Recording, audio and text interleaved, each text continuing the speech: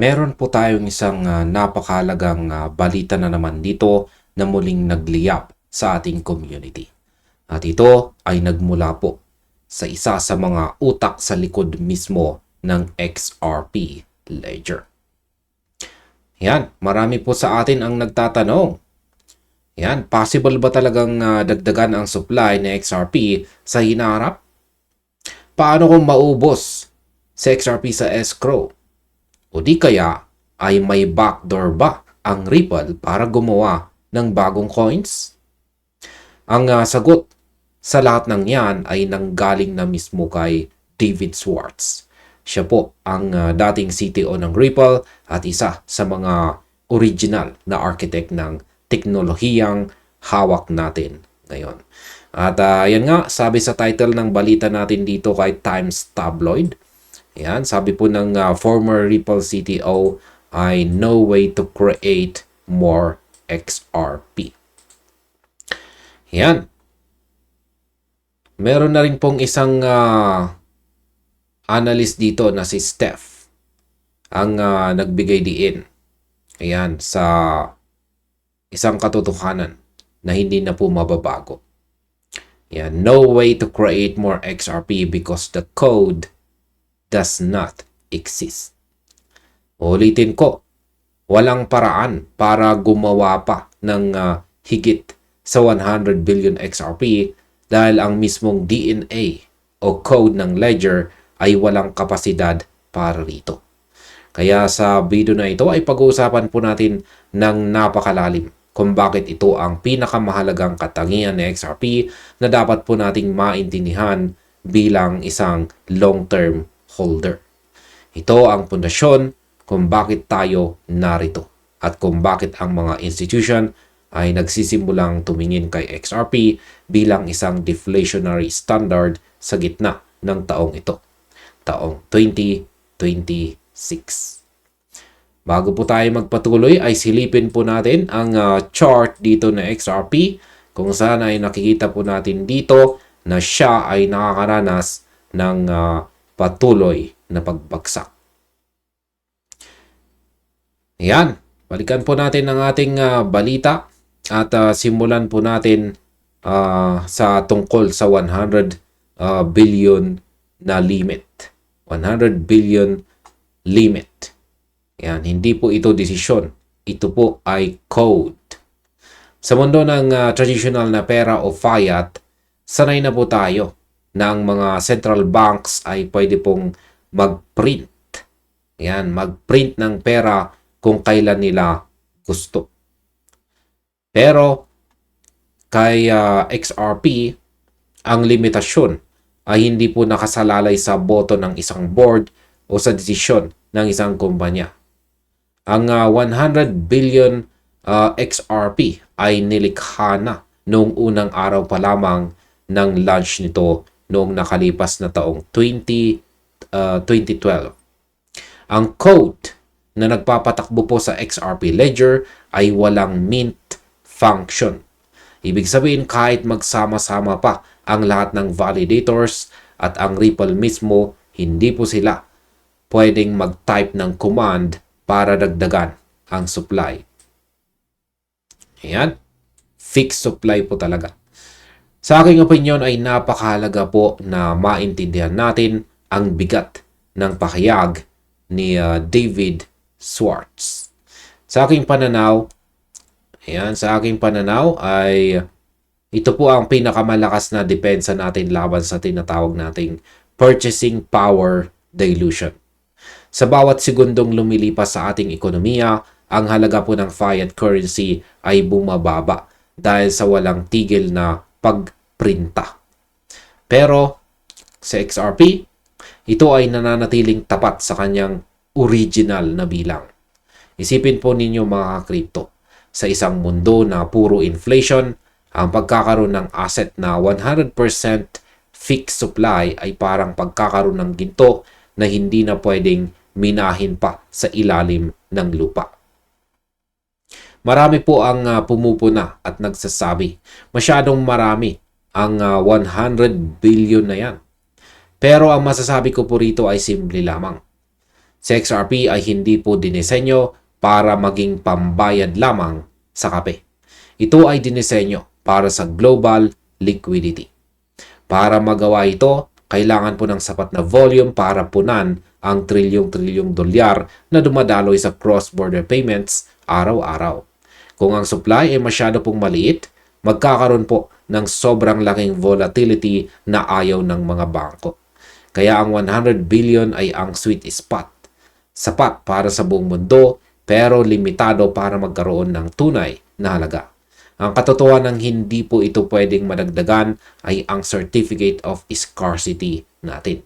Sa bawat transaction na nagaganap, ang supply ay hindi lang nananatiling fix, kundi unti-unti pang nababawasan dahil sa fee-burning mechanism.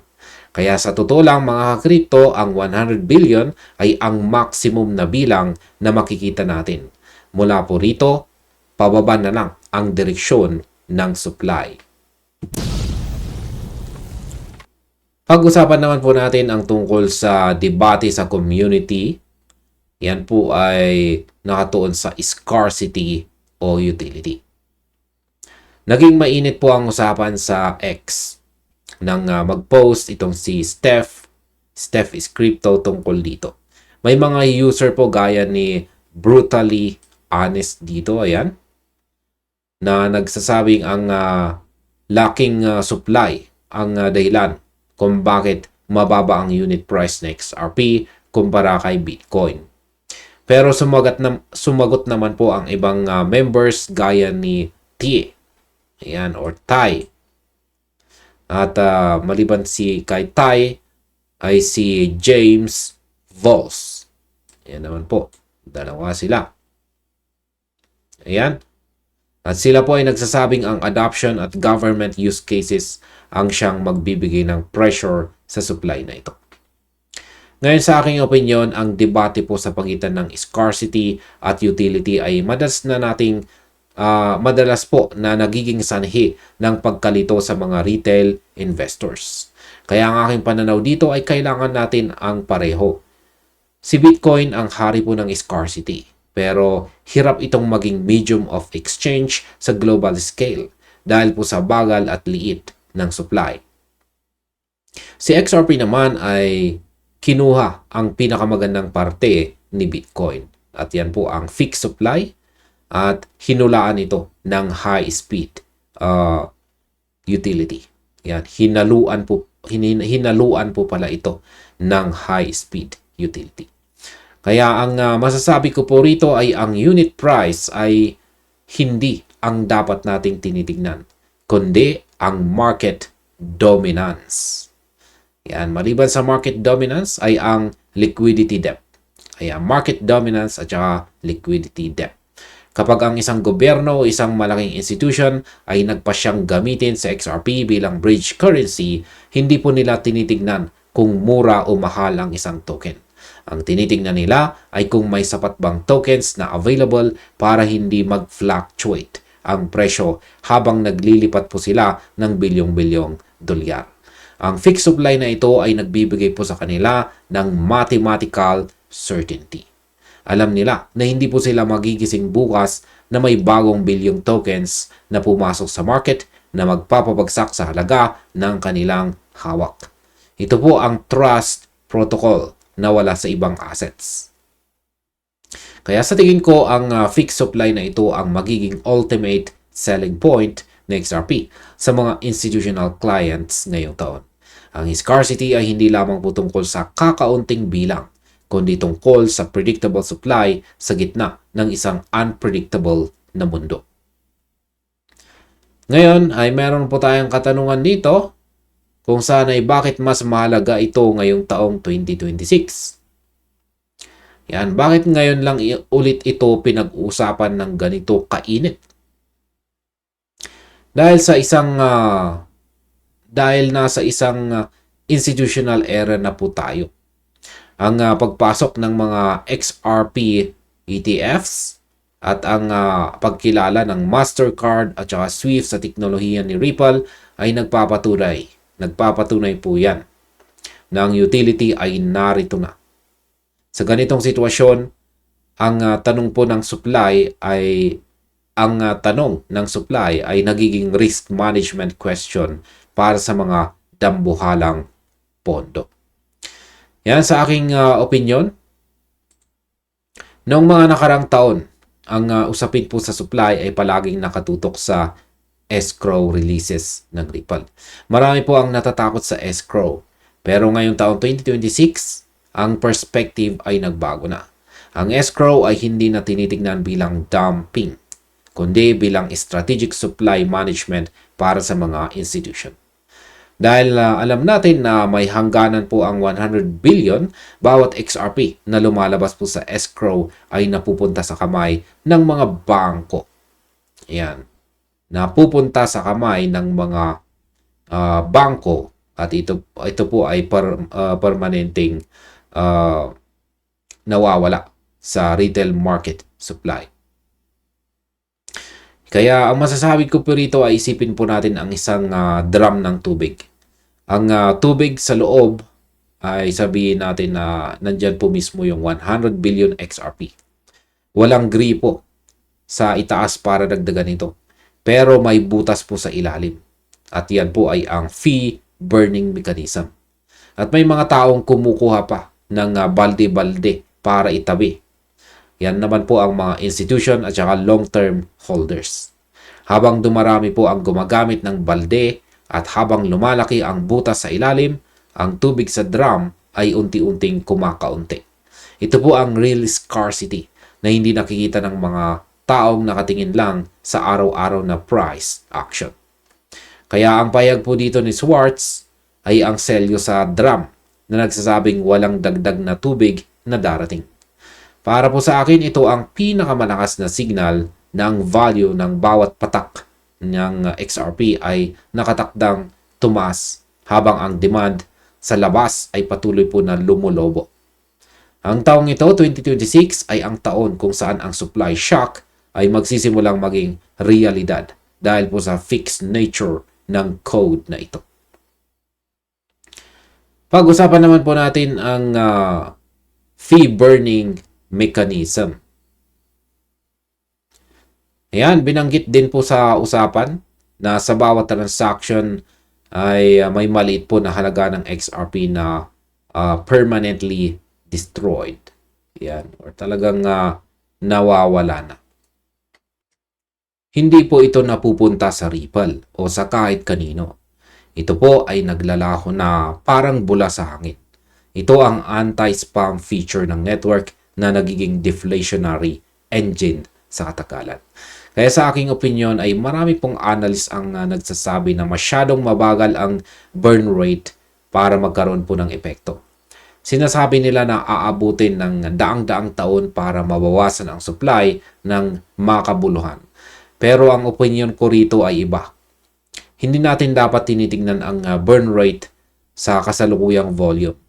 Ngayong taong 2026, nakikita natin ang pag-akyat ng transaction volume dahil po sa tokenization ng real-world assets at ang pagpasok ng central bank digital currencies or CBDCs sa XRPL. Habang ang XRPL ay nagiging highway of value para sa buong mundo, ang burn rate ay hindi po mananatili sa kasalukuyang level. Ito po ay mag-i-scale kasabay ng network activity. Ngunit higit sa matematika ng burn rate, ang mas mahalaga ay ang psychological effects nito. Si XRP ang tanging major asset ng supply ay siguradong bababa habang tumatagal.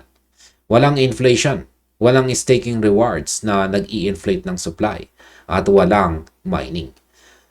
Yan, ito po ay purong deflationary. Kaya sa aking pananaw, ito po ang magiging dahilan kung bakit si XRP ay magiging mas attractive o kaakit-akit kaysa kay Ethereum o maging kay Bitcoin sa mga susunod na dekada. Ang pagiging 100% fixed na pinagtibay ni Schwartz ay hindi lang technical na detalye. Ito po ay isang economic guarantee. Ito ang nagsasabi sa bawat holder na ang share mo sa network ay hindi kailanman liliit dahil sa inflation. Iyan ang peace of mind na binabayaran ng malalaking mga investors. At ayan, sa kabuuan, ayan, ang pahayag po ni David Schwartz dito ay isang paalala na si XRP ay dinisenyo para sa katatagan at pangmatagalang halaga. Ang fixed supply na 100 billion tokens ay hindi po isang limitasyon, kundi isang proteksyon para sa bawat isa sa atin. Sa isang ekonomiya na punong-puno ng kawalang katiyakan, ang pagkakaroon po ng asset na may mathematical certainty ay isang malaking bintahe. Ang taong ito, 2026, ay nagdadala po sa atin sa isang bagong yugto kung saan ang demand mula sa mga institution gaya po ng Goldman Sachs, Mastercard at mga central banks ay nagsisimulang sumalubong sa ating fixed supply. Ang supply shock ay hindi na lang isang teorya. Ito po ay isang mathematical na resulta ng ating kasalukuyang tinatahak. Kaya ayan, manatili po tayong edukado, manatili po tayong disiplinado at lagi po nating tandaan na ang code ay hindi po nagsisinungaling. At ayan, hanggang dito na lamang po tayo sa video na ito mga ka-crypto. Marami pong salamat sa panunood.